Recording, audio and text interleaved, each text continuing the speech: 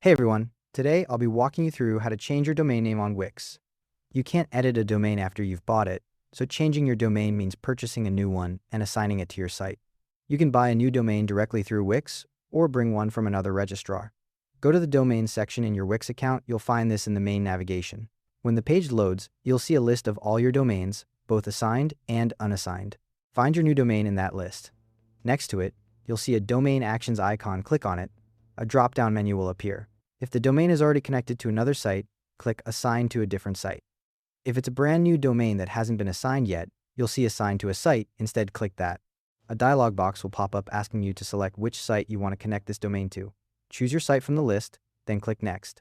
Now, you'll see a few options for how to handle the connection. Select Replace the current primary domain. This will disconnect your old domain and set the new one as your primary domain. Once you've selected that, click Assign at the bottom of the dialog. You'll see a confirmation message, and your new domain will now appear as connected to your site. For the first 24 hours, your site will be accessible under both the old and new domain. After that, anyone typing in your old domain will automatically get redirected to the new one.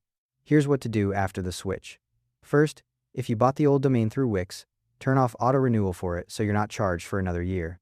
Second, set up a 301 redirect in your hosting settings. This tells search engines the move is permanent and preserves your SEO rankings. Also, submit a change of address request through Google Search Console to notify Google. Finally, update your new domain everywhere else it appears: social media profiles, business listings, review sites. Keep in mind, DNS changes can take a bit of time to fully update, so don't panic if your site isn't instantly available on the new domain. And that's how it's done.